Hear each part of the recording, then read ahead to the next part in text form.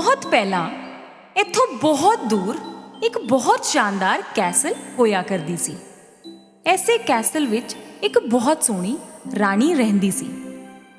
राणी दी बस इक्को इच्छा सी अते ਉਹ ਇਹ ਸੀ कि ਉਹਨਾਂ ਦੀ ਇੱਕ ਧੀ ਹੋਵੇ। ਸਿਆਲਾਂ ਦਾ ਮੌਸਮ ਸੀ। ਰਾਣੀ ਬਾਰੀ ਕੋਲ ਬੈਠੀ ਕੱਪੜੇ ਸੀ ਰਹੀ ਸੀ। ਉਸੇ ਵੇਲੇ ਉਹਨੂੰ ਸੂਈ ਚੁੱਭ ਗਈ। ਉਹਨੇ ਕਪਾਹ ਨਾਲ ਆਪਣਾ ਲਹੂ ਪੂੰਝਦੇ ਹੋਏ ਇੱਕ ਵਿਸ਼ ਮੰਗੀ। ਮੇਰੀ ਵਿਸ਼ ਹੈ ਮੇਰੀ ਇੱਕ ਧੀ ਹੋਵੇ, ਜਿਸ ਦਾ ਰੰਗ ਬਰਫ਼ ਵਰਗਾ ਚਿੱਟਾ ਹੋਵੇ, ਜਿਸ ਦੀਆਂ ਅੱਖਾਂ ਤਾਰਿਆਂ ਵਾਂਗਣ ਚਮਕਣ ਅਤੇ ਬੁੱਲੀਆਂ ਚੈਰੀ ਵਰਗੀਆਂ ਹੋਣ ਅਤੇ ਉਹਦਾ ਦਿਲ ਖੁਸ਼ੀਆਂ ਨਾਲ ਭਰਿਆ ਹੋਵੇ। ਅਤੇ ਇੱਕ ਦਿਨ ਉਹਦੀ ਵਿਸ਼ ਪੂਰੀ ਹੋ ਗਈ। ਉਹਨਾਂ ਦੇ ਘਰ ਇੱਕ ਪਿਆਰੀ ਜਿਹੀ ਧੀ ਹੋਈ। ਉਹਨਾਂ ਨੇ ਉਹਦਾ ਨਾਮ ਰੱਖਿਆ ਸਨੋ ਵਾਈਟ। ਸਾਲ ਏਦਾਂ ਹੀ ਬੀਤਦੇ ਰਹੇ, ਪਰ ਉਹਨਾਂ ਦੀ ਖੁਸ਼ੀ ਜ਼ਿਆਦਾ ਦੇਰ ਨਹੀਂ ਟਿਕੀ। ਦਇਆਲੂ ਕੁਈਨ ਬਿਮਾਰ ਹੋਈ ਅਤੇ ਚੱਲ ਬਸੀ। ਰਾਜਾ ਦੀ ਉਮਰ ਹੋ ਚੱਲੀ ਸੀ ਅਤੇ ਉਹ ਕਮਜ਼ੋਰ ਹੋਣ ਲੱਗਾ ਸੀ। ਇਸ ਕਰਕੇ ਉਹਨੇ ਦੂਜਾ ਵਿਆਹ ਕਰ ਲਿੱਤਾ। ਇਹ ਰਾਣੀ ਚਿਹਰੇ ਦੀ ਤਾਂ ਖੂਬਸੂਰਤ ਸੀ, ਪਰ ਦਿਲ ਦੀ ਨਹੀਂ। ਇਹ ਬਹੁਤ ਹੀ ਕਮੰਡੀ ਜਨਾਨੀ ਸੀ। ਹਰ ਰੋਜ਼ ਰਾਣੀ ਆਪਣੇ ਮੈਜਿਕ ਮਿਰਰ ਵਿੱਚ ਦੇਖਦੀ ਸੀ ਤੇ ਇਹੀ ਸਵਾਲ ਪੁੱਛਦੀ ਸੀ, ਮਿਰਰ ਮੇਰੇ ਐ ਤਾਂ ਦੱਸ, ਕੌਣ ਹੈ ਸਭ ਤੋਂ ਸੋਹਣਾ ਇੱਥੇ? ਅਤੇ ਉਹ ਮਿਰਰ ਜਵਾਬ ਦਿੰਦਾ, ਹੋਰ ਕੌਣ ਹੋਵੇਗਾ ਭਲਾ ਤੁਹਾਡੇ ਤੋਂ ਸੋਹਣਾ ਇੱਥੇ? ਰਾਣੀ ਇਹ ਜਵਾਬ ਸੁਣ ਕੇ ਬਹੁਤ ਖੁਸ਼ ਹੁੰਦੀ ਸੀ। ਇਸ ਭੈੜੀ ਰਾਣੀ ਦੇ ਆਂਦੇ ਹੀ ਕੈਸਲ ਵਿੱਚ ਸਭ ਕੁਝ ਬਦਲਣ ਲੱਗ ਪਿਆ। ਉਹਦੀਆਂ ਕਰਤੂਤਾਂ ਕਰਕੇ ਕਿੰਗਡਮ ਨੂੰ ਬਹੁਤ ਨੁਕਸਾਨ ਹੋਇਆ। ਉਹੀ ਪਰੇਸ਼ਾਨੀਆਂ ਨੂੰ ਠੀਕ ਕਰਨ ਵਾਸਤੇ ਰਾਜਾ ਨੂੰ ਕੈਸਲ ਤੋਂ ਬਾਹਰ ਜਾਣਾ ਪਿਆ। ਭੈੜੀ ਰਾਣੀ ਬਹੁਤ ਖੁਸ਼ ਹੋਈ, ਕਿਉਂਕਿ ਰਾਜਾ ਨਹੀਂ ਸੀ ਤੇ ਉਹ ਆਪਣੀ ਮਨਮਾਨੀ ਕਰ ਸਕਦੀ ਸੀ। ਸਾਲ ਤੇ ਸਾਲ ਬੀਤਦੇ ਗਏ ਅਤੇ ਸਨੋ ਵਾਈਟ ਵੱਡੀ ਹੋ ਕੇ ਇੱਕ ਬਹੁਤ ਸੋਹਣੀ ਮੁਟਿਆਰ ਬਣ ਗਈ। ਕੁਝ ਦੂਰ ਇੱਕ ਨਦੀ ਵਿੱਚ ਪਾਣੀ ਪੀਂਦੇ ਹੋਏ ਇੱਕ ਪ੍ਰਿੰਸ ਨੂੰ ਸਨੋ ਵਾਈਟ ਦਾ ਰਿਫਲੈਕਸ਼ਨ ਦਿਖਿਆ। ਉਹਨੂੰ ਆਲੇ ਦੁਆਲੇ ਸਿਰਫ ਕੁਝ ਪੰਛੀ ਦਿਸੇ, ਸਨੋ ਵਾਈਟ ਨਹੀਂ ਮਿਲੀ। ਇੱਕ ਦਿਨ ਫੇਰ ਰਾਣੀ ਨੇ ਆਪਣੇ ਮੈਜਿਕ ਮਿਰਰ ਨੂੰ ਪੁੱਛਿਆ, ਮਿਰਰ ਐ ਤਾਂ ਦੱਸ, ਕੌਣ ਹੈ ਸਭ ਤੋਂ ਸੋਹਣਾ ਇੱਥੇ? ਮਿਰਰ ਨੇ ਜਵਾਬ ਦਿੱਤਾ, ਕਿਵੇਂ ਕਹਾ, ਤੁਸੀਂ ਨਹੀਂ ਰਾਣੀ, ਸਨੋ ਵਾਈਟ ਹੈ ਸਭ ਤੋਂ ਸੋਹਣੀ। ਇਹ ਸੁਣ ਕੇ ਰਾਣੀ ਨੂੰ ਬਹੁਤ ਗੁੱਸਾ ਆਇਆ। ਉਹਨੇ ਸਭ ਤੋਂ ਖਾਸ ਸਿਪਾਹੀ ਨੂੰ ਬੁਲਾਇਆ ਅਤੇ ਇੱਕ ਖਤਰਨਾਕ ਹੁਕਮ ਦਿੱਤਾ, ਤੂੰ ਸਨੋ ਵਾਈਟ ਨੂੰ ਜੰਗਲ 'ਚ ਲੈ ਕੇ ਜਾਵੇਂਗਾ ਤੇ ਮੈਨੂੰ ਉਸ ਦਾ ਦਿਲ ਲਿਆ ਕੇ ਦੇਵੇਂਗਾ।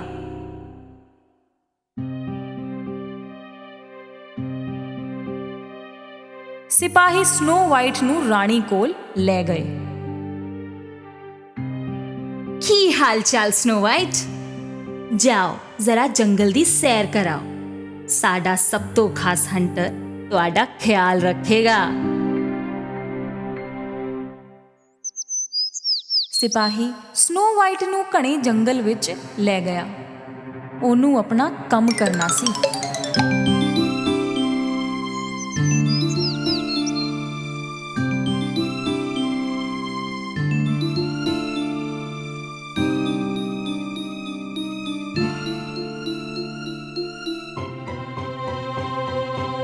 ਪਰ ਸਨੋ ਵਾਈਟ ਦਾ ਨੇਕੀ ਅਤੇ ਪਿਆਰ ਭਰਿਆ ਦਿਲ ਵੇਖ ਕੇ ਉਹ ਰੁਕ ਗਿਆ।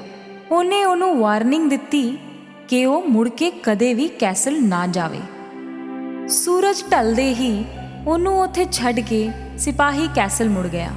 ਸਨੋ ਵਾਈਟ ਨੂੰ ਇਕੱਲੇ ਹਨੇਰੇ ਵਿੱਚ ਬਹੁਤ ਡਰ ਲੱਗ ਰਿਹਾ ਸੀ। ਉਹ ਇੱਕ ਪੇੜ ਦੇ ਥੱਲੇ ਬਹਿ ਕੇ ਰੋਣ ਲੱਗੀ, ਜਦੋਂ ਤੱਕ ਉਹਨੂੰ ਨੀਂਦ ਨਹੀਂ ਆ ਗਈ। ਸਵੇਰੇ ਉਹ ਪੰਛੀਆਂ ਦੀ ਆਵਾਜ਼ ਸੁਣ ਕੇ ਉੱਠੀ। ਕਈ ਸਾਰੇ ਉਹਦੇ ਆੜੀ ਬਣ ਗਏ ਸੀ। ਇਹ ਸਾਰੇ ਪੰਛੀ ਉਹਨੂੰ ਪਹਿਲਾਂ ਤੋਂ ਹੀ ਜਾਣਦੇ ਤੇ ਚਾਹੁੰਦੇ ਸੀ ਅਤੇ ਇਸ ਕਰਕੇ ਉਹਨੂੰ ਰਾਹ ਦਿਖਾਉਂਦੇ ਹੋਏ ਆਪਣੇ ਘਰ ਤੱਕ ਲੈ ਆਏ। ਉਹਨਾਂ ਦਾ ਘਰ ਪਿਆਰਾ ਅਤੇ ਛੋਟਾ ਜਿਹਾ ਸੀ। ਭੋਰਾ ਠਹਿਰ ਕੇ ਸਨੋ ਵਾਈਟ ਨੇ ਬੂਹਾ ਖੋਲ੍ਹਿਆ ਅੰਦਰ ਸਭ ਕੁਝ ਬਹੁਤ ਨਿੱਕਾ ਜਿਹਾ ਸੀ ਅਤੇ ਸਾਫ਼ ਵੀ ਨਹੀਂ ਸੀ। ਉਹਨੂੰ ਸਮਝ ਨਹੀਂ ਆ ਰਿਹਾ ਸੀ ਕਿ ਇਹ ਘਰ ਹੈ ਕਿਹਦਾ, ਪਰ ਉਹ ਇੱਥੋਂ ਜਾਂਦੀ ਵੀ ਤਾਂ ਕਿੱਥੇ, ਤੇ ਉਹਨੇ ਸਾਫ਼ ਸਫਾਈ ਸ਼ੁਰੂ ਕਰ ਦਿੱਤੀ।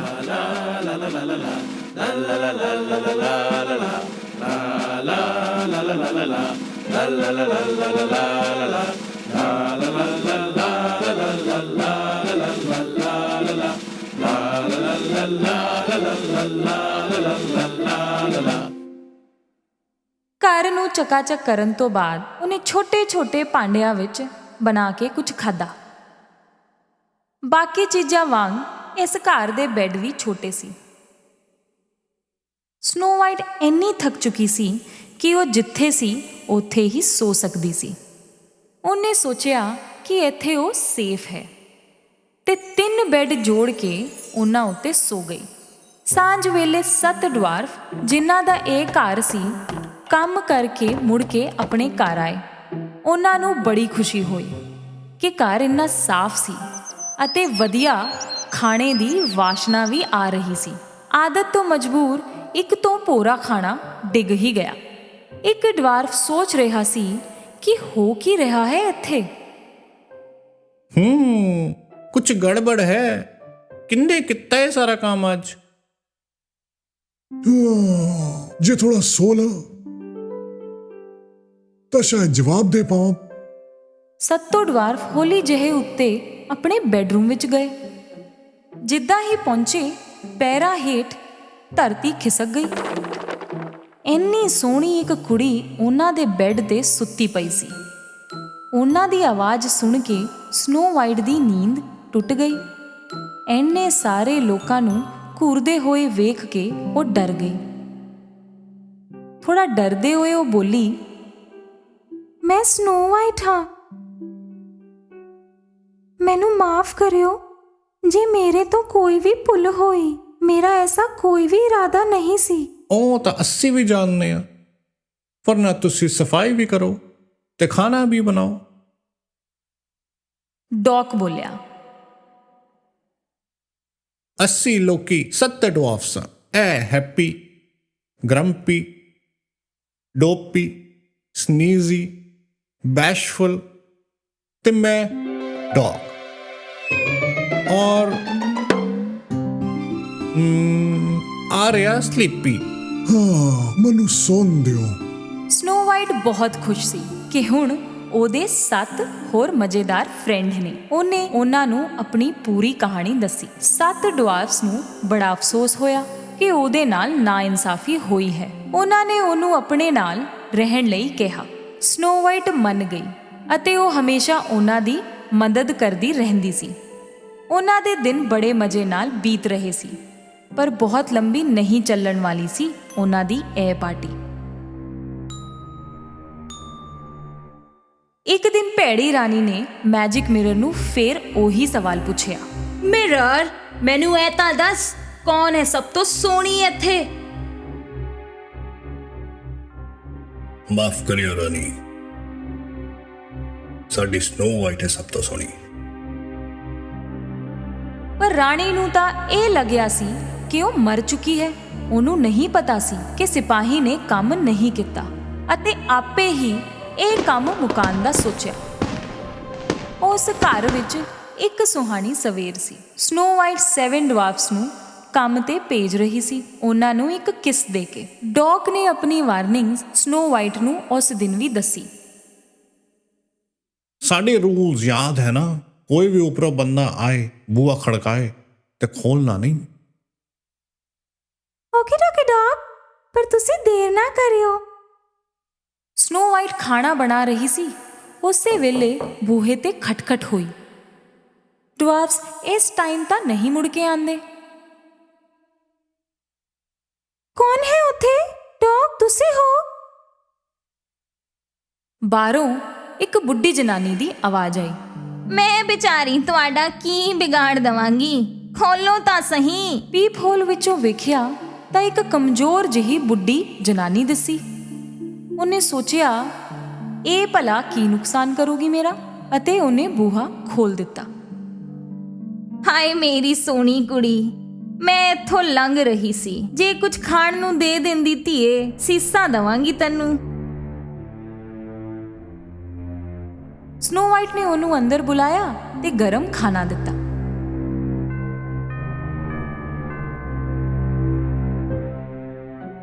ਰੱਬ ਤੇਰਾ ਭਲਾ ਕਰੇ ਕੁੜੀਏ।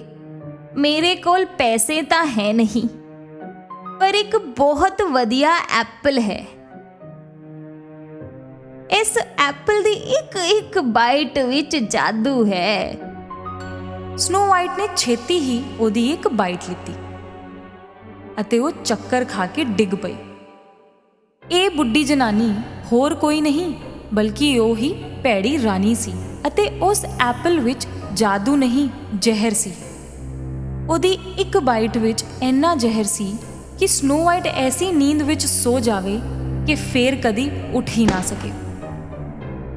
ਜਦੋਂ 7 ਡਵਾਰਫਸ ਘਰ ਆਏ, ਉਹਨਾਂ ਨੂੰ ਸਨੋ ਵਾਈਟ ਧਰਤੀ ਤੇ ਡਿੱਗੀ ਮਿਲੀ। ਡੌਗ ਨੇ ਵੇਖਿਆ ਉਸ ਐਪਲ ਨੂੰ। ਸਨੋ ਵਾਈਟ ਸੁੱਤੀ ਹੋਈ ਵੀ ਬਹੁਤ ਸੋਹਣੀ ਲੱਗ ਰਹੀ ਸੀ। ਡਵਾਰਫਸ ਨੇ ਉਹਨੂੰ ਇੱਕ ਗਲਾਸ ਬਾਕਸ ਵਿੱਚ ਸਜਾਵਟ ਦੇ ਨਾਲ ਰੱਖ ਦਿੱਤਾ ਅਤੇ ਜੰਗਲ ਵਿੱਚ ਐਸੇ ਥਾਂ ਤੇ ਰੱਖਿਆ ਜਿੱਥੇ ਉਹਦੇ ਸਾਰੇ ਦੋਸਤ ਉਹਨੂੰ ਮਿਲ ਸਕਦੇ ਸੀ। ਇੱਕ ਦਿਨ ਇੱਕ ਪ੍ਰਿੰਸ ਉਸੇ ਜੰਗਲ ਵਿੱਚ ਆਇਆ ਜਦੋਂ ਸਨੋ ਵਾਈਟ ਸੋ ਰਹੀ ਸੀ ਅਤੇ ਪੰਛੀਆਂ ਨੇ ਉਹਨੂੰ ਰਸਤਾ ਵਿਖਾਇਆ ਉੱਥੇ ਦਾ ਜਿੱਥੇ ਸਨੋ ਵਾਈਟ ਸੋ ਰਹੀ ਸੀ। ਪ੍ਰਿੰਸ ਨੂੰ ਭਰੋਸਾ ਨਹੀਂ ਹੋਇਆ ਕਿ ਇਹ ਉਹੀ ਸੋਹਣੀ ਪ੍ਰਿੰਸੈਸ ਹੈ ਜਿਹਦੀ ਰਿਫਲੈਕਸ਼ਨ ਉਹਨੇ ਇੱਕ ਵਾਰੀ ਪਾਣੀ ਵਿੱਚ ਵੇਖੀ ਸੀ ਅਤੇ ਕਈ ਵਾਰੀ ਸੁਪਨਿਆਂ ਵਿੱਚ। ਉਹਨੇ ਗਲਾਸ ਬਾਕਸ ਦਾ ਕਵਰ ਹਟਾਇਆ, ਸਨੋ ਵਾਈਟ ਨੂੰ ਕਿਸ ਕੀਤਾ। ਉਸੇ ਪਲ ਸਨੋ ਵਾਈਟ ਤੇ ਪ੍ਰਿੰਸ ਦੋਨਾਂ ਦੇ ਸੁਪਨੇ ਸੱਚ ਹੋ ਗਏ। ਉਹਨਾਂ ਦਾ ਪਿਆਰ ਬੁਰਾਈ ਤੋਂ ਜਿੱਤ ਗਿਆ ਅਤੇ ਸਨੋ ਵਾਈਟ ਮੁੜ ਕੇ ਠੀਕ ਹੋ ਗਈ। ਉਸੇ ਵੇਲੇ ਰਾਜਾ ਨੂੰ ਆਪਣੀ ਧੀ ਦੇ ਨਾਲ ਹੋਏ ਅਤਿਆਚਾਰਾਂ ਦਾ ਪਤਾ ਲੱਗਿਆ ਅਤੇ ਉਹਨੇ ਮੈਜਿਕ ਮਿਰਰ ਨੂੰ ਤੋੜ ਦਿੱਤਾ ਅਤੇ ਰਾਣੀ ਨੂੰ ਕੈਸਲ ਤੋਂ ਦੂਰ ਭੇਜ ਦਿੱਤਾ। ਸਨੋ ਵਾਈਟ ਆਪਣੇ ਘਰ ਆਪਣੇ ਕੈਸਲ ਮੁੜ ਆਈ, ਆਪਣੇ ਪਾਪਾ ਦੇ ਕੋਲ। ਸਨੋ ਵਾਈਟ ਤੇ ਪ੍ਰਿੰਸ ਦਾ ਵਿਆਹ ਬਹੁਤ ਸ਼ਾਨਦਾਰ ਹੋਇਆ। ਸਨੋ ਵਾਈਟ, ਰਾਜਾ, ਪ੍ਰਿੰਸ ਅਤੇ 7 ਡਵਾਰਫਸ ਮਿਲ ਕੇ ਹਮੇਸ਼ਾ ਖੁਸ਼ੀ ਦੇ ਨਾਲ ਰਹੇ। ਸਾਡੀ ਪਿਆਰੀ ਜਲਪਰੀ। ਡੂੰਘੇ ਮਹਾਸਾਗਰਾਂ ਵਿੱਚ ਬਹੁਤ ਕੁਝ ਲੁਕਿਆ ਸੀ ਜਿਹਦੇ ਬਾਰੇ ਵਿੱਚ ਕੋਈ ਨਹੀਂ ਜਾਣਦਾ ਸੀ। ਵੱਡੀਆਂ ਵੱਡੀਆਂ ਵੇਲਸ, ਸ਼ਰਾਰਤੀ ਹੋਈਆਂ ਡੌਲਫਿਨਸ ਅਤੇ ਰੇਨਬੋ ਦੇ ਹਰ ਕਲਰ ਦੀਆਂ ਮੱਛੀਆਂ।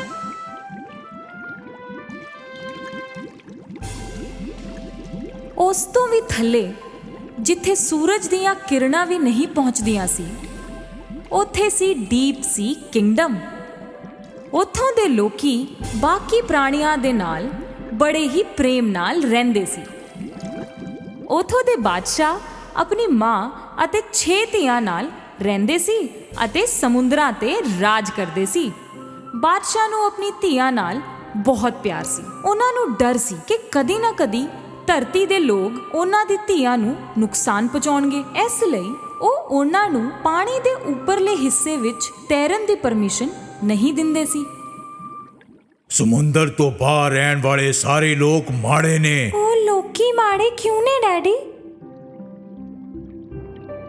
ਕਿਉਂਕਿ ਮਨੁੱਖ ਸਮੁੰਦਰ ਨੂੰ ਗੰਦਾ ਕਰਦੇ ਨੇ ਤੇ ਉਹਦੇ ਵਿੱਚ ਰਹਿਣ ਵਾਲੀ ਪਰੀਆਂ ਨੂੰ ਮਾਰ ਦਿੰਦੇ ਨੇ। ਪਿਆਰੀ ਜਲਪਰੀ ਨੂੰ ਜਾਣਨਾ ਸੀ ਕਿ ਧਰਤੀ ਤੇ ਰਹਿਣ ਵਾਲੇ ਲੋਕੀ ਕਿੱਦਾਂ ਦੇ ਹੁੰਦੇ ਨੇ। ਉਹਦੀਆਂ ਭੈਣਾਂ ਤੋਂ ਸੁਣੀਆਂ ਕਹਾਣੀਆਂ ਕਾਫੀ ਨਹੀਂ ਸੀ। ਉਹਦੀ ਬੇਬੇ ਵੀ ਉਹਨੂੰ ਮਨੁੱਖਾਂ ਤੋਂ ਦੂਰ ਰਹਿਣ ਲਈ ਕਹਿੰਦੀ ਰਹਿੰਦੀ ਸੀ। ਉਹ ਸਮੁੰਦਰ ਦੇ ਗੇਟ ਤੋਂ ਬਾਹਰ ਤਾਂ ਹੀ ਜਾ ਸਕਦੀ ਸੀ ਜਦੋਂ ਉਹ ਰਾਜਕੁਮਾਰੀ ਬਣ ਜਾਵੇ ਅਤੇ ਆਪਣੀ ਭੈਣਾਂ ਜਿੰਨੀ ਵੱਡੀ ਹੋ ਜਾਵੇ। ਪਿਆਰੀ ਜਲਪਰੀ ਨੇ ਆਪਣੀ ਭੈਣਾਂ ਨੂੰ ਬਾਹਰ ਜਾਂਦੇ ਹੋਏ ਵੇਖ ਕੇ ਇਹ ਮਿੱਥ ਲਿਆ ਕਿ ਉਹ ਵੀ ਜਾਵੇਗੀ। ਪਰ ਕਿੱਦਾਂ? ਉਹ ਡੌਲਫਿਨ ਦੇ ਨਾਲ ਗਈ ਹਿਮਰਨ ਵੇਲ ਨੂੰ ਮਿਲਣ, ਕਿਉਂਕਿ ਹਿਮਰਨ ਨੂੰ ਗੇਟ ਦੇ ਅੰਦਰ ਬਾਹਰ ਹੋਣ ਦੀ ਪੂਰੀ ਆਜ਼ਾਦੀ ਸੀ। ਉਹਨੇ ਹਿਮਰਨ ਨੂੰ ਆਪਣਾ ਪਲਾਨ ਦੱਸਿਆ। ਭਰਾ, ਬਾਦਸ਼ਾਹ ਨਾਲ ਕੌਣ ਪੰਗਾ ਲਵੇਗਾ? ਪਰ ਹਿਮਰਨ ਮੰਨਣ ਨੂੰ ਤਿਆਰ ਨਹੀਂ ਸੀ। ਪਰ ਫੇਰ ਉਹਨੂੰ ਉਹਦੇ ਹਾਲਾਤ ਤੇ ਤਰਸ ਆ ਗਿਆ ਅਤੇ ਉਹਦੀ ਮਦਦ ਕਰਨ ਲਈ ਤਿਆਰ ਹੋ ਗਿਆ। ਹਿਮਰਨ ਅਤੇ ਡਾਲਫਿਨ ਸੀ ਗੇਟ ਤੇ ਗਏ। ਉਹਨਾਂ ਨੂੰ ਵੇਖ ਕੇ ਗਾਰਡ ਨੇ ਉਹਨਾਂ ਨੂੰ ਜਾਣ ਦਿੱਤਾ ਬਿਨਾਂ ਕਿਸੇ ਸਵਾਲ ਦੇ। ਉੱਥੋਂ ਕਾਫੀ ਦੂਰ ਜਾ ਕੇ ਹਿਮਰਨ ਨੇ ਆਪਣਾ ਵੱਡਾ ਸਾਰਾ ਮੂੰਹ ਖੋਲ੍ਹਿਆ ਅਤੇ ਅੰਦਰੋਂ ਨਿਕਲੀ ਸਾਡੀ ਪਿਆਰੀ ਜਲਪਰੀ ਏਰੀਅਲ।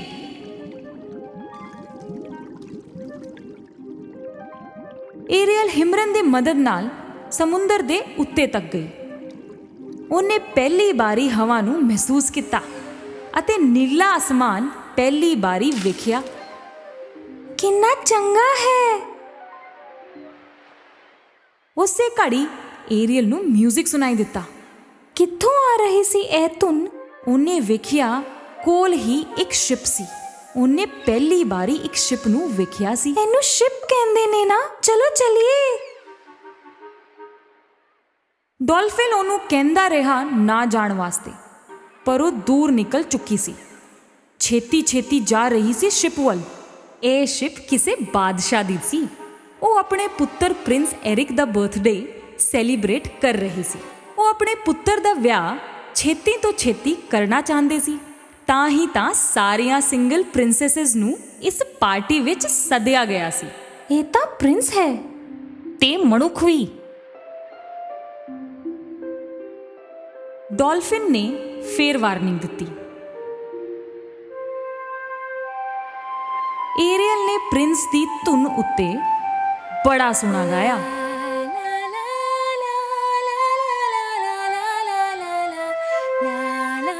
ਪ੍ਰਿੰਸ ਨੂੰ ਆਵਾਜ਼ ਬਹੁਤ ਚੰਗੀ ਲੱਗੀ, ਪਰ ਇਹ ਆ ਕਿੱਥੋਂ ਰਹੀ ਹੈ? ਤੂੰ ਲੁਕ ਜਾ ਏਰੀਅਲ, ਵਰਨਾ ਤੈਨੂੰ ਵੇਖ ਲੈਣਗੇ, ਡਾਲਫਿਨ ਨੇ ਕਿਹਾ। ਪਿਆਰੀ ਜਲਪਰੀ ਅਤੇ ਡਾਲਫਿਨ ਦੋਨੋਂ ਪਾਣੀ ਦੇ ਅੰਦਰ ਚਲੇ ਗਏ। ਡੂੰਘੇ ਸਮੁੰਦਰ ਵਿੱਚ ਸੀ ਕਿੰਗਡਮ ਦੇ ਅੰਦਰ ਸਮੁੰਦਰ ਦੀ ਜਾਦੂਗਰਨੀ ਵੇਖ ਰਹੀ ਸੀ ਇਹ ਸਭ ਕੁਝ ਆਪਣੀ ਕ੍ਰਿਸਟਲ ਬਾਲ ਵਿੱਚ। ਆ ਗਏ ਉਹ ਦਿਨ, ਮਾਂ ਸਾਗਰ ਦੇ ਬਾਦਸ਼ਾਹ ਦੀ ਧੀ।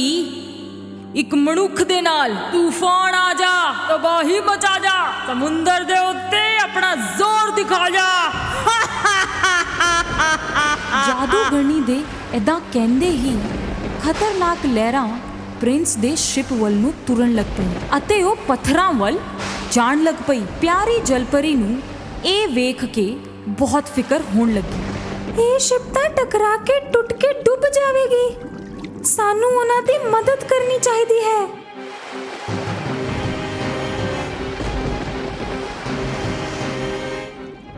ਪਿਆਰੀ ਜਲਪਰੀ ਨੂੰ ਡੁੱਬਦੇ ਹੋਏ ਸ਼ਿਪ ਦੇ ਕੋਲ ਤੈਰਦਾ ਹੋਇਆ ਪ੍ਰਿੰਸ ਦਾ ਫਲੂਟ ਮਿਲਿਆ ਤੇ ਫੇਰ ਦਿਸਿਆ ਡੁੱਬਦਾ ਹੋਇਆ ਪ੍ਰਿੰਸ। ਉਹ ਉਹਨੂੰ ਹੱਥਾਂ ਨਾਲ ਖਿੱਚ ਕੇ ਤੈਰਦੇ ਹੋਏ ਸੀ ਸ਼ੋਰ ਤੱਕ ਲੈ ਆਂਦੀ ਹੈ। ਉੱਠ ਜਾਓ, ਪਲੀਜ਼ ਉੱਠ ਜਾਓ। ਪ੍ਰਿੰਸ ਨੂੰ ਹੋਸ਼ ਆਂਦਾ ਹੈ ਤੇ ਉਹ ਹੌਲੀ-ਹੌਲੀ ਆਪਣੀਆਂ ਅੱਖਾਂ ਖੋਲਦਾ ਹੈ। ਤੁਸੀਂ ਜਿੰਦਾ ਹੋ, ਪਿਆਰੀ ਜਲਪਰੀ ਨੇ ਖੁਸ਼ ਹੋ ਕੇ ਕਿਹਾ। ਦੂਰੋਂ ਇੱਕ ਕੁੱਤੇ ਦੇ ਭੌਂਕਣ ਦੀ ਆਵਾਜ਼ ਸੁਣ ਕੇ ਉਹਨੂੰ ਖਿਆਲ ਆਇਆ ਕਿ ਉਹ ਕਿੱਥੇ ਹੈ ਅਤੇ ਉਹਨੇ ਸਮੁੰਦਰ ਵਿੱਚ ਛਾਲ ਮਾਰ ਦਿੱਤੀ। ਪ੍ਰਿੰਸ ਦਾ ਇੱਕ ਹੈਲਪਰ ਅਤੇ ਇੱਕ ਪ੍ਰਿੰਸੈਸ ਉੱਥੇ ਆਏ ਉਹਨੂੰ ਲੱਭਦੇ ਹੋਏ। ਮੈਨੂੰ ਇੱਕ ਕੁੜੀ ਨੇ ਬਚਾਇਆ। ਮੈਂ ਉਹਦੀ ਆਵਾਜ਼ ਪਹਿਲਾਂ ਵੀ ਸੁਣੀ ਸੀ। ਉਹਦੀ ਆਵਾਜ਼ ਬਹੁਤ ਸੋਹਣੀ ਸੀ।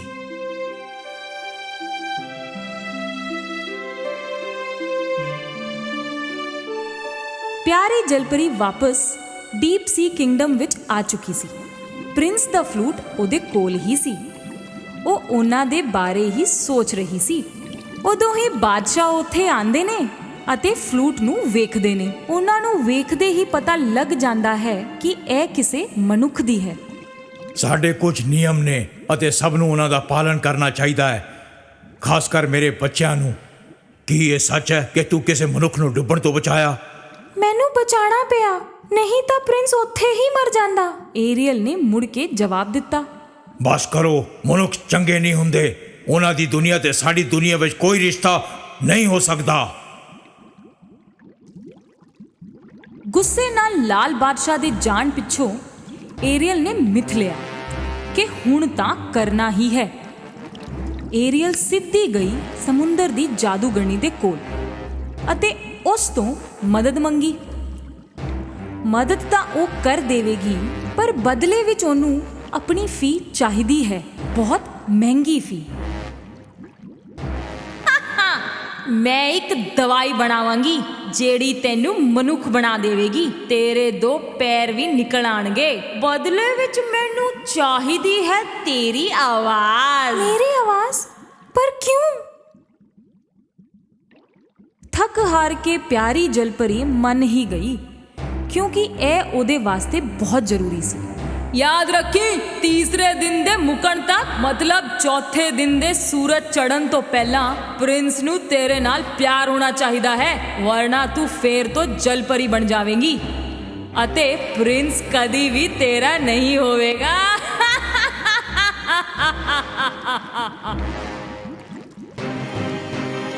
ਏਰੀਅਲ ਉਹ ਦਵਾਈ ਘੁੱਟ-ਘੁੱਟ ਕਰਕੇ ਪੀ ਗਈ। ਉਹ ਸਮੁੰਦਰ ਦੇ ਉੱਤੇ ਨੂੰ ਤੈਰ ਕੇ ਜਾਣ ਲੱਗੀ। ਹੌਲੀ-ਹੌਲੀ ਉਹਦੇ ਪੈਰ ਨਿਕਲ ਆਏ, ਬਿਲਕੁਲ ਮਨੁੱਖਾਂ ਵਰਗੇ। ਡੌਲਫਿਨ ਦੇ ਨਾਲ ਉਹ ਸੀ ਸ਼ੋਰ ਤੇ ਪਹੁੰਚੀ। ਉਹਦੇ ਉੱਥੇ ਆਂਦੇ ਹੀ ਪ੍ਰਿੰਸ ਦੀ ਨਜ਼ਰ ਉਹਦੇ ਉੱਤੇ ਪਈ ਤੇ ਉਹ ਉਹਦੇ ਕੋਲ ਆਇਆ।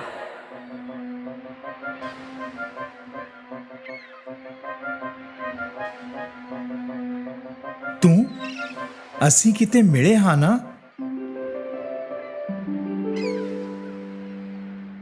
ਏਰੀਅਲ ਕੁਝ ਬੋਲ ਨਹੀਂ ਸਕਦੀ ਸੀ, ਪਰ ਉਹਨੇ ਪ੍ਰਿੰਸ ਨੂੰ ਉਹਦਾ ਫਲੂਟ ਜ਼ਰੂਰ ਦਿੱਤਾ।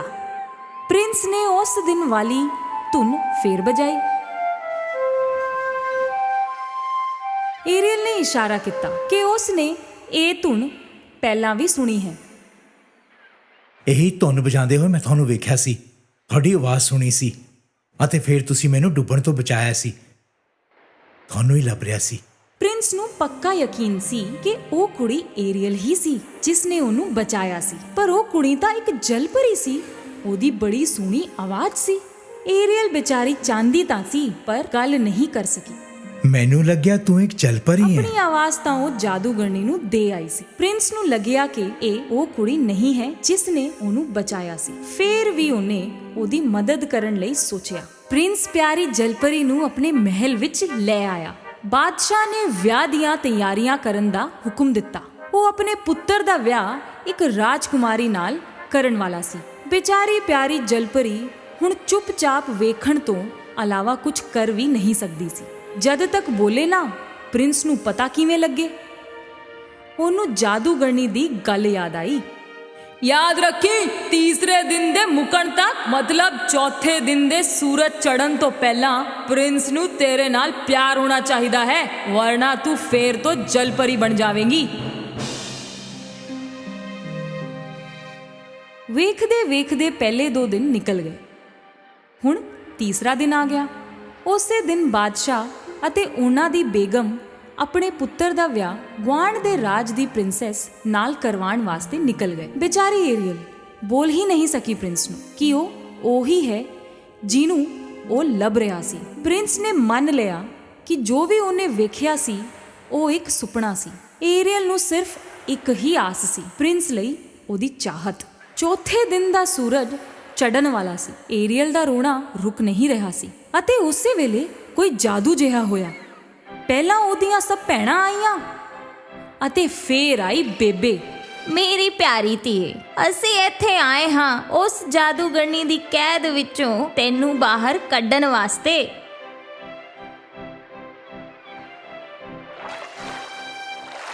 ਅਤੇ ਉਸੇ ਵੇਲੇ ਮਹਾਸਾਗਰ ਦੇ ਬਾਦਸ਼ਾਹ ਪ੍ਰਗਟ ਹੋਏ। ਉਹਨਾਂ ਤੋਂ ਆਪਣੀ ਧੀ ਦਾ ਗਮ ਸਹਿਆ ਨਹੀਂ ਗਿਆ। ਏਰੀਅਲ, ਮੇਰੀ ਪਿਆਰੀ ਧੀਏ, ਤੇਰੀ ਖੁਸ਼ੀ ਤੋਂ ਵੱਧ ਕੇ ਮੇਰੇ ਲਈ ਹੋਰ ਕੁਝ ਵੀ ਨਹੀਂ ਹੈ। ਜਾ ਮੇਰੀ ਧੀਏ। ਬਾਦਸ਼ਾਹ ਨੇ ਆਪਣਾ ਤ੍ਰਿਸ਼ੂਲ ਬੇਬੇ ਦੇ ਹੱਥ ਵਿੱਚ ਇੱਕ ਸ਼ੰਖ ਉੱਤੇ ਫਿਰਾਇਆ, ਜਿਹਦੇ ਵਿੱਚ ਏਰੀਅਲ ਦੀ ਆਵਾਜ਼ ਕੈਦ ਸੀ ਅਤੇ ਏਰੀਅਲ ਦੀ ਆਵਾਜ਼ ਬਾਹਰ ਆ ਗਈ। ਥੈਂਕ ਯੂ ਬੇਬੇ, ਥੈਂਕ ਯੂ ਡੈਡੀ, ਤੁਸੀਂ ਸਾਰੇ ਕਿੰਨੇ ਚੰਗੇ ਹੋ। ਹਿਮਰਨ ਵੇਲ ਦੀ ਪਿੱਠ ਤੇ ਬਹਿ ਕੇ ਉਹ ਸਾਰੇ ਪ੍ਰਿੰਸ ਦੀ ਸ਼ਿਪ ਵੱਲ ਤੁਰ ਪਏ।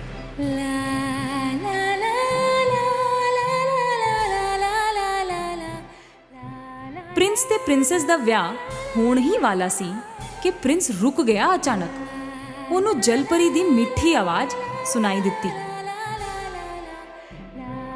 ਉਹਨੂੰ ਆਪਣੇ ਵੱਲ ਆਂਦਾ ਵੇਖ ਕੇ ਪ੍ਰਿੰਸ ਨੇ ਬਿਨਾਂ ਰੁਕੇ ਸਮੁੰਦਰ ਵਿੱਚ ਛਾਲ ਮਾਰ ਦਿੱਤੀ।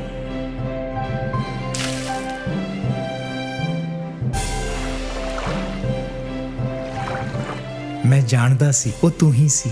ਆਪਣੇ ਦੋਸਤਾਂ ਅਤੇ ਆਪਣੇ ਪਰਿਵਾਰ ਦੀ ਮਦਦ ਨਾਲ ਏਰੀਅਲ ਨੂੰ ਉਹਦੀ ਆਵਾਜ਼ ਵਾਪਸ ਮਿਲ ਗਈ ਅਤੇ ਪ੍ਰਿੰਸ ਵੀ। ਪਰ ਹੁਣ ਉਹ ਜਲਪਰੀ ਨਹੀਂ ਸੀ, ਉਹ ਆਪਣੀ ਜ਼ਿੰਦਗੀ ਬਿਤਾਉਣ ਵਾਲੀ ਸੀ ਮਨੁੱਖ ਬਣ ਕੇ।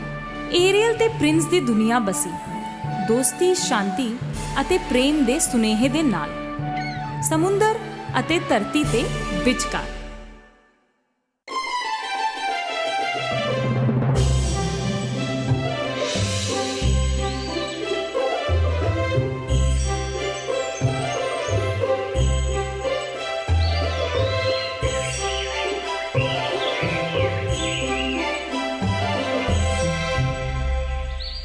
ਇੱਕ ਵਕਤ ਦੀ ਗੱਲ ਹੈ, ਬਹੁਤ ਦੂਰ ਇੱਕ ਥਾਂ ਤੇ ਦੋ ਬੈਸਟ ਫਰੈਂਡ ਸੀ ਜਿਹੜੇ ਕੋਲ-ਕੋਲ ਦੇ ਟਾਊਨ ਵਿੱਚ ਰਹਿੰਦੇ ਸੀ।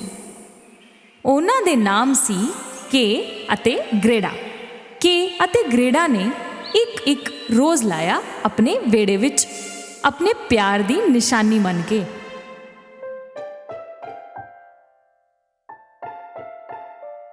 ਇਹ ਰੋਜ਼ਸ ਉਹਨਾਂ ਦੇ ਨਾਲ ਹੀ ਵੱਡੇ ਹੋਣ ਲੱਗੇ। ਸਿਆਲਾਂ ਦਾ ਮੌਸਮ ਸੀ ਅਤੇ ਹਰ ਪਾਸੇ ਬਰਫ਼ ਹੀ ਬਰਫ਼ ਪੈ ਰਹੀ ਸੀ ਅਤੇ ਉਹਦੇ ਨਾਲ ਹੀ ਵਕਤ ਆ ਗਿਆ ਸੀ ਗ੍ਰੇਡਾ ਦੀ ਬੇਬੇ ਤੋਂ ਮਜ਼ੇਦਾਰ ਕਹਾਣੀਆਂ ਸੁਣਨ ਦਾ।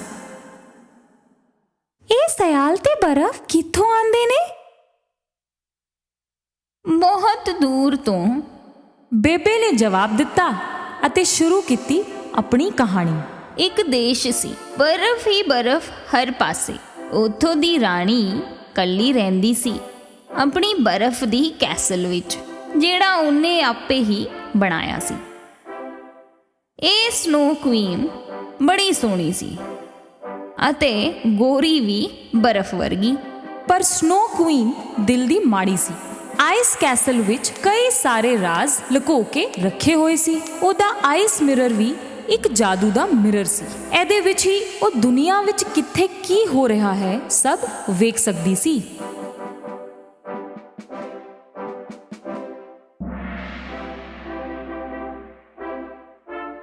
ਉਸੇ ਵੇਲੇ ਗ੍ਰੇਡਾ ਨੂੰ ਇੰਜ ਲੱਗਿਆ ਜਿਵੇਂ ਸਨੋ ਕੁਈਨ ਉਹਨੂੰ ਬਾਰੀ ਵਿੱਚੋਂ ਵੇਖ ਰਹੀ ਸੀ। ਕੀ ਬੇਬੇ ਜੀ ਵੇਖੋ, ਸਨੋ ਕੁਈਨ ਬਾਰੀ ਤੇ। ਓਏ ਕੋਈ ਬਿੱਲੀ ਹੋਗੀ, ਠੰਡ ਤੋਂ ਪਰੇਸ਼ਾਨ। ਬੇਬੇ ਜੀ ਕੀ ਸਨੋ ਕੁਈਨ ਇੱਥੇ ਆ ਸਕਦੀ ਹੈ? ਆਉਣ ਦੋ, ਮੈਂ ਉसी ਵੇਲੇ ਉਹਨੂੰ ਚੁੱਕ ਕੇ ਚਿਮਨੇ 'ਚ ਸੁੱਟ ਦਾਂਗਾ, ਪਿਘਲ ਕੇ ਪਾਣੀ ਹੋ ਜਾਊਗੀ ਵਾਟਰ ਕੁਈਨ। ਆਪਣੇ ਆਈਸੀ ਮਿਰਰ ਵਿੱਚ ਸਨੋ ਕੁਈਨ ਨੇ ਵੇਖਿਆ ਕਿ ਕੀ ਬੋਲ ਰਿਹਾ ਸੀ। ਤਾਂ ਤੂੰ ਮੈਨੂੰ ਚਿਮਨੇ ਵਿੱਚ ਸੁੱਟੇਂਗਾ ਤੇ ਵਾਟਰ ਕੁਈਨ ਬਣਾਵੇਂਗਾ? ਮੇਰੇ ਆਈ ਸਪਾਰਕਲਸ, ਜਾਓ, ਮੇਰੀ ਸ਼ਕਤੀ ਨਾਲ ਇਸ ਮੁੰਡੇ ਨੂੰ ਲੱਭੋ। ਉਹਦਾ ਦਿਲ ਅਤੇ ਉਹਦੀਆਂ ਅੱਖਾਂ ਮੈਨੂੰ ਚਾਹੀਦੀਆਂ ਨੇ। ਉਹਦੀ ਨਜ਼ਰ ਵਿੱਚ ਬੁਰਾਈ ਭਰ ਦਿਓ ਅਤੇ ਉਹਦੇ ਦਿਲ ਵਿੱਚੋਂ ਪਿਆਰ ਨੂੰ ਕੱਢ ਸੁੱਟੋ।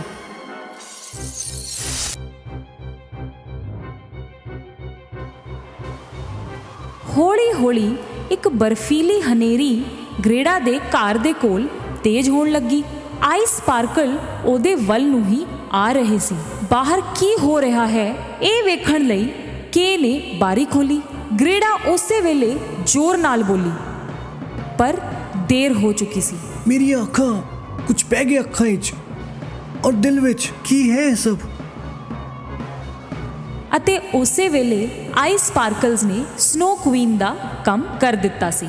ਉਹਦੀਆਂ ਅੱਖਾਂ ਅਤੇ ਦਿਲ ਤੇ ਸੱਟ ਲੱਗ ਚੁੱਕੀ ਸੀ ਅਤੇ ਕੇ ਬਦਲ ਚੁੱਕਿਆ ਸੀ। ਗ੍ਰੇਡਾ ਨੇ ਪੁੱਛਿਆ ਉਹਨੂੰ ਕੀ ਹੋਇਆ, ਪਰ ਉਹ ਮੁੜ ਕੇ ਉਹਦੇ ਉੱਤੇ ਚਿল্ਲਾਇਆ, ਕੁਝ ਨਹੀਂ ਹੋਇਆ, ਠੀਕ ਹਾਂ, ਪਰੇਸ਼ਾਨ ਨਾ ਕਰ। ਇਹ ਪਹਿਲੀ ਵਾਰੀ ਸੀ ਕਿ ਗ੍ਰੇਡਾ ਨਾਲ ਇੰਨੀ ਬਦਤਮੀਜ਼ੀ ਨਾਲ ਬੋਲਿਆ। ਗ੍ਰੇਡਾ ਨੂੰ ਸਮਝ ਨਹੀਂ ਆ ਰਿਹਾ ਸੀ ਕਿ ਉਹ ਏਦਾਂ ਦਾ ਕਿਉਂ ਹੋ ਗਿਆ। ਕੇ ਨੇ ਸਵੇਰੇ ਵੀ ਬਦਤਮੀਜ਼ੀ ਕੀਤੀ ਸੀ ਜਦੋਂ ਉਹ ਆਪਣਾ ਸਲੇ ਬਾਹਰ ਕੱਢ ਰਿਹਾ ਸੀ। ਗ੍ਰੇਡਾ ਨੇ ਪੁੱਛਿਆ ਕਿ ਕਿੱਥੇ ਜਾ ਰਹੇ ਹੋ? ਉਹ ਮੁੜ ਕੇ ਉਹਦੇ ਉੱਤੇ ਭੜਕ ਪਿਆ। ਉਹ ਸਲੇ ਉੱਤੇ ਚੜ ਕੇ ਤੁਰ ਗਿਆ। ਗ੍ਰੇਡਾ ਉਹਦੇ ਤੱਕ ਨਹੀਂ ਪੁੱਜ ਸਕੀ। ਅਚਾਨਕ ਉਹਦੇ ਸਾਹਮਣੇ ਸਨੋ ਕੁਈਨ ਆ ਗਈ ਅਤੇ ਕੇ ਉਹਦੇ ਪਿੱਛੇ ਪਿੱਛੇ ਤੁਰ ਪਿਆ। ਗ੍ਰੇਡਾ ਕੁਝ ਵੀ ਨਹੀਂ ਕਰ ਸਕੀ ਤੇ ਕੇ ਗਾਇਬ ਹੋ ਗਿਆ। ਸਨੋ ਕੁਈਨ ਉਹਨੂੰ ਆਪਣੇ ਆਈਸ ਕੈਸਲ ਵਿੱਚ ਲੈ ਕੇ ਜਾ ਰਹੀ ਸੀ।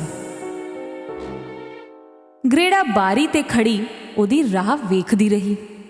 ਦਿਨ ਮਹੀਨੇ ਲੰਘ ਗਏ ਅਤੇ ਸਿਆਲਾਂ ਦਾ ਮੌਸਮ ਵੀ ਚਲਾ ਗਿਆ, ਪਰ ਕੇ ਨਹੀਂ ਆਇਆ। ਆਪੇ ਹੀ ਕੁਝ ਕਰਨ ਦੀ ਸੋਚ ਕੇ ਗ੍ਰੇਡਾ ਨਿਕਲ ਪਈ ਆਪਣੇ ਦੋਸਤ ਨੂੰ ਲੱਭਣ, ਨਾਲ ਸਿਰਫ ਬੇਬੇ ਦਾ ਦਿੱਤਾ ਹੋਇਆ ਮਿਰਰ ਲੈ ਕੇ।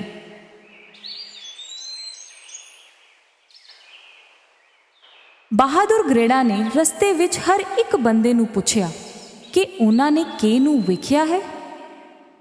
ਲੱਭਦੇ ਲੱਭਦੇ ਉਹ ਨਦੀ ਤੱਕ ਪਹੁੰਚ ਗਈ। ਆਲੇ ਦੁਆਲੇ ਉਹਨੂੰ ਕੋਈ ਨਹੀਂ ਦਿਸਿਆ ਜਿਹੜਾ ਉਹਨੂੰ ਕੇ ਦੇ ਬਾਰੇ ਵਿੱਚ ਦੱਸ ਸਕੇ। ਉਹਨੇ ਨਦੀ ਤੋਂ ਪੁੱਛਿਆ ਪਰ ਕੋਈ ਜਵਾਬ ਨਹੀਂ ਮਿਲਿਆ। ਇਹਦੇ ਵਿੱਚ ਸਿੰਕਰੋ ਆਇਆ ਉਹਦੇ ਕੋਲ ਤੇ ਬੋਲਿਆ, ਨਦੀ ਕੋਲ ਜਵਾਬ ਹੈ ਤੁਹਾਡੇ ਵਾਸਤੇ, ਪਰ ਪਹਿਲੇ ਉਹਨੂੰ ਇੱਕ ਗਿਫਟ ਦੇਣਾ ਪਏਗਾ। ਗ੍ਰੇਡਾ ਨੇ ਆਪਣਾ ਫੇਵਰਿਟ ਨੈਕਲੇਸ ਕੱਢ ਕੇ ਨਦੀ ਨੂੰ ਗਿਫਟ ਦੇ ਦਿੱਤਾ।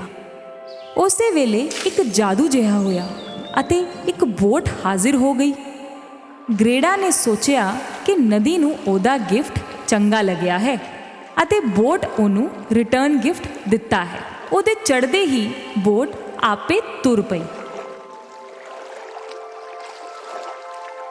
ਬੋਟ ਜਾ ਕੇ ਕੰਢੇ ਤੇ ਰੁਕੀ।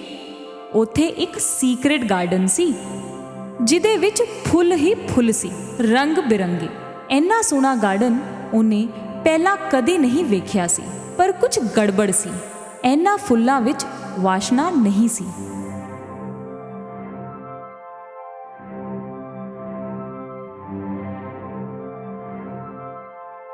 ਗਾਰਡਨ ਦੇ ਦੂਜੇ ਪਾਸਿਓਂ ਇੱਕ ਜਨਾਨੀ ਉਹਦੇ ਵੱਲ ਆ ਰਹੀ ਸੀ। ਇਹ ਗਾਰਡਨ ਦੀ ਓਨਰ ਸੀ।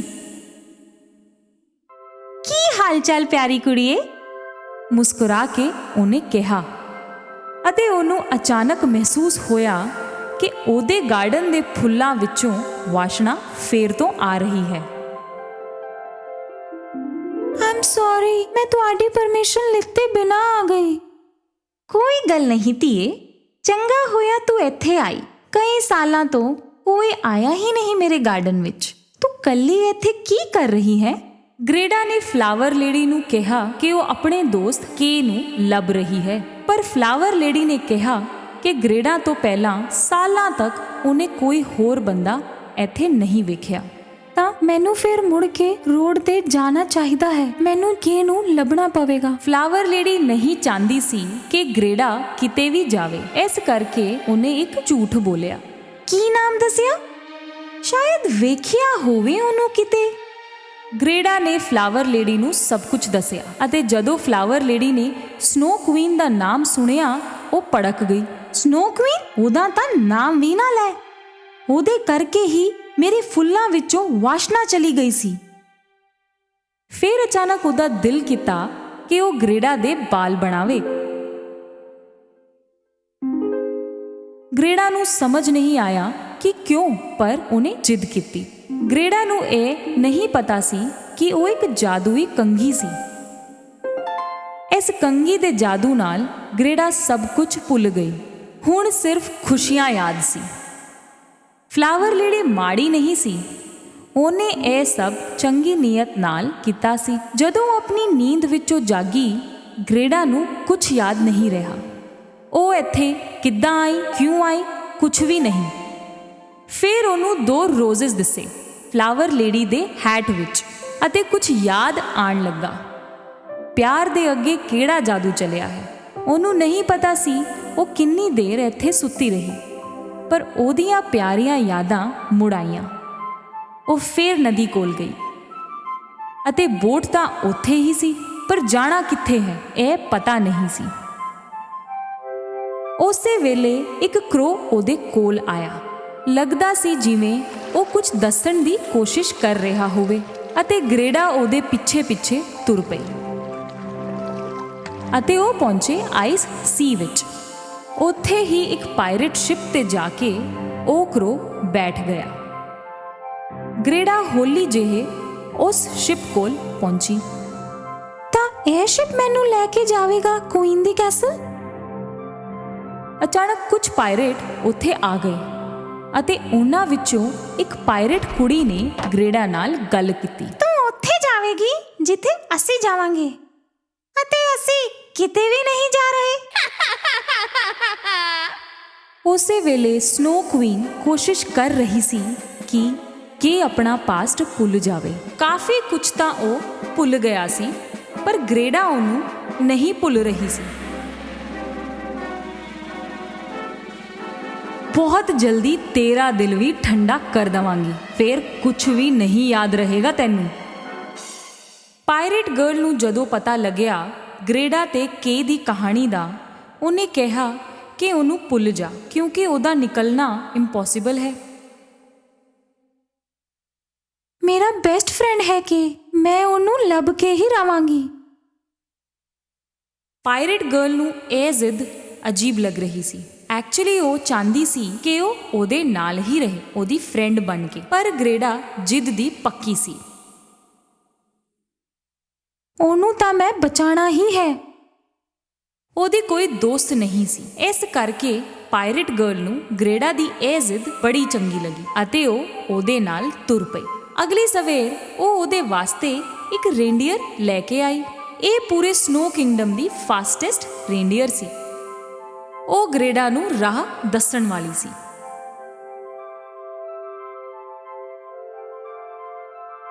ਪ੍ਰੋਮਿਸ ਕਰੋ ਕਿ ਤੁਸੀਂ ਸਨੋ ਕੁਈਨ ਨੂੰ ਫੜੋਗੇ ਅਤੇ ਮੇਰੇ ਸ਼ਿਪ ਨੂੰ ਵੀ ਬਚਾਵੋਗੇ। ਪ੍ਰੋਮਿਸ, ਮੈਂ ਮੁੜ ਕੇ ਜ਼ਰੂਰ ਆਵਾਂਗੀ।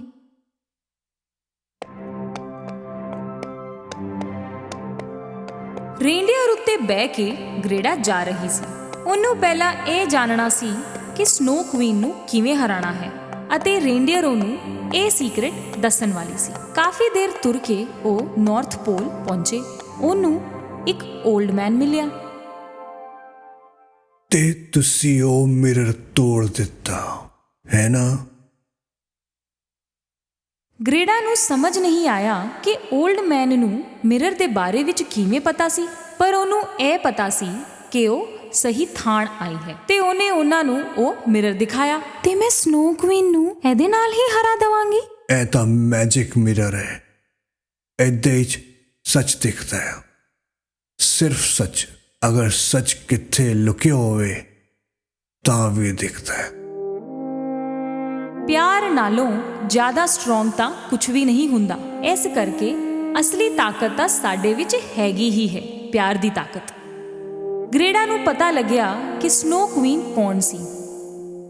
ਇਹਨਾਂ ਦੀ ਬਦੌਲਤ ਅਗਰ ਉਹ ਸੱਚ ਦਿਖਾ ਦੇਵੇ ਤਾਂ ਉਹ ਉਹਨੂੰ ਹਰਾ ਵੀ ਸਕਦੀ ਹੈ, ਕਿਉਂਕਿ ਸਨੋ ਕੁਈਨ ਵੀ ਪਹਿਲਾਂ ਇੱਕ ਚੰਗੀ ਕੁੜੀ ਸੀ। ਪਿਆਰ ਨਾਲ ਭਰੀ ਹੋਈ, ਜਿੱਥੇ ਵੀ ਉਹ ਛੂ ਲੈਂਦੀ ਸੀ ਫੁੱਲ ਖਿੜ ਜਾਂਦੇ ਸੀ ਅਤੇ ਉਹਦੀ ਸਮਾਈਲ ਵਿੱਚ ਸੂਰਜ ਵਰਗੀ ਚਮਕ ਸੀ। ਉਹ ਇੱਕ ਬਹੁਤ ਖੁਸ਼ ਕੁੜੀ ਸੀ। ਉਹਦਾ ਨਾਮ ਸੀ ਲਾਈਲਾ, ਪਰ ਸਭ ਨੂੰ ਲੱਗਦਾ ਸੀ ਕਿ ਉਹ ਇੱਕ ਜਾਦੂਗਰਨੀ ਹੈ ਅਤੇ ਇਸ ਕਰਕੇ ਕੋਈ ਉਹਦੇ ਨਾਲ ਨਾ ਖੇਡਦਾ ਸੀ ਨਾ ਗੱਲ ਕਰਦਾ ਸੀ। ਕੱਲੇਪਨ ਨੇ ਉਹਦੀ ਖੁਸ਼ੀ ਖੋ ਲਈ। ਉਹਨੇ ਆਪਣੇ ਆਲੇ ਦੁਆਲੇ ਸਾਰੇ ਲੋਕਾਂ ਨਾਲ ਨਫ਼ਰਤ ਹੋਣ ਲੱਗ ਪਈ ਅਤੇ ਇੱਕ ਦਿਨ ਉਹਨੇ ਇੱਕ ਵਿਸ਼ ਕੀਤੀ, ਜਿਹੜਾ ਵੀ ਮੈਨੂੰ ਤੰਗ ਕਰੇਗਾ ਉਹ ਆਈਸ ਬਣ ਜਾਵੇਗਾ।